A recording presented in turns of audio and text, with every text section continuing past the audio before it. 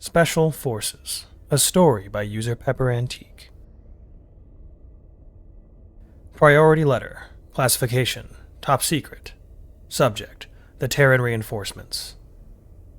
Recipient, High Command Fleet Coordinator Rid Val. Begin message. Greetings, Commander Val. I am messaging you regarding these Special Forces reinforcements that you have dispatched to us from the Terran military. Namely, to ask why you have sent such maniacs to me. Don't get me wrong, I'm not questioning your judgment. You are my fleet coordinator, chosen by the High Priestess to lead our defense of the Carillion shipyard sector. I know that your orders are absolute, and I have no intention of disobedience or disrespect. Ultimately, what I am requesting clarity on is this. Have I angered or offended you somehow in the past? I cannot deny the effectiveness of these Terran warriors. Far from it. They are easily some of the deadliest creatures I have ever had under my command. This is odd, considering that none of them is even half the size of the Rorcanes that we use as shock troops. Nor are they as dexterous as the Phalangeans, who can basically go anywhere using their suctionable tendrils. Indeed, it seems that what truly sets them apart is their minds. These humans think like no other creature I've ever dealt with. They call this thinking outside the box. But I believe this may simply be their way of rationalizing their own insanity. It is this very insanity that makes me question what I have done to earn their position within my ranks. They equip themselves as they see fit. They often ignore grievous injuries in the name of continuing their missions. They have questionable hygiene standards, and one of them constantly reeks of blood and a rather strong body odor. They fall asleep at a moment's notice, and I'll add almost anywhere. Counter to that point, they will also go incredibly long times with no sleep at all. When questioned about this, they typically refer to their nicotine addictions. Lethal, I will add, or at least it should be, or their caffeine addictions, also lethal, and something called rippets. I still do not know what these rippets are, and they refuse to part with them.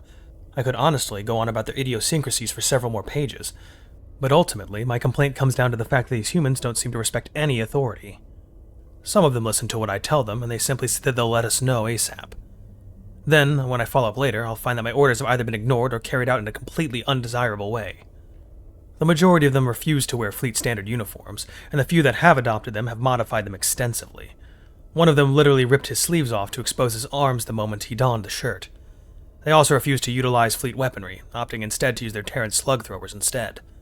They also have a pod in their mobile barracks that they call the Auto-Gunny. Apparently, it's some kind of minimal maintenance gunsmith that maintains, repairs, and modifies their weapons as they see fit. Additionally, their personalities all seem to conflict with at least one member of their team, occasionally resulting in open hostility. There are several of them that our medical psychiatrists have actually deemed as psychopaths or sociopaths. I wasn't even aware of these terms until the psychiatrist explained that they were uniquely Terran words, referring to individuals who have no real issue with killing or a lack of conscious moral limits. Luckily, only 2 of the 10 Terrans had these traits, but one of them is their sniper. Though there were others that the psychiatrist told me had other issues.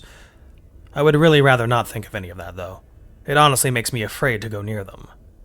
It feels as though I am trying to corral and lead collect youths, and you should know how well that went after the Mombera incident in the early 18,230s.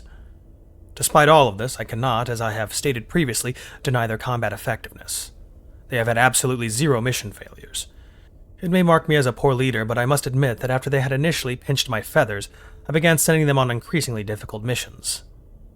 I wanted them to fail, so that I could chide them and bring them in line via disciplinary action.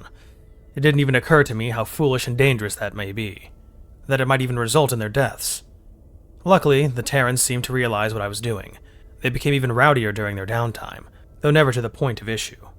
They also became increasingly daring in their execution of the missions. But they never faltered. For all their lack of discipline and respect, they have never turned down a mission, they have never missed a movement time, and they have never crossed any lines that might require judiciary action to occur. Still, they make my feathers spread with their brashness and unwillingness to adhere to the rest of my fleet standards. Many of my men have learned bad habits from these Terrans. Many more of my men live in open fear of the Terrans. It may be due to their habit of returning from battle covered in blood and viscera, only occasionally that of their enemies. It could be that they once got bored and ranged ahead of our forces and cleared an entire area of enemies, greeting us on top of the enemy's local command center and surrounded by dead. Or it could be due to the fact that they have single-handedly brought down an enemy warship during a ground mission. But if the men are anything like me, then it's likely because of their eyes. I've dealt with several predator-descended species in my time. It's unavoidable in the military. but even by Terran standards, their eyes are cold, distant, and piercing. Look one of these Terrans in the eye and you feel as though you're in an ocean surrounded by predatory Leshra eels. It feels as though they are only waiting for the drop of plasma in the methane before they devour you. I have met many Terrans in my travels, but none of their eyes were like theirs. Regardless, they are ultimately incredibly disruptive. I beg of you, Fleet Commander, send anyone else to replace them. Other Terran units if you must, but preferably not. Please, no more Void Navy SEALs.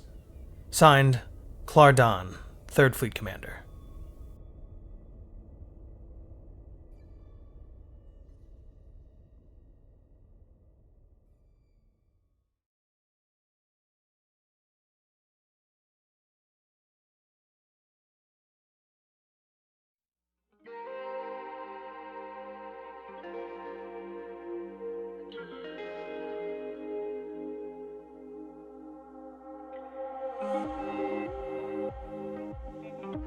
Hey everyone, thanks for watching. If you're new here, welcome aboard. Check out the description for the story, and join the Discord if you like. Consider supporting the channel and the author as well.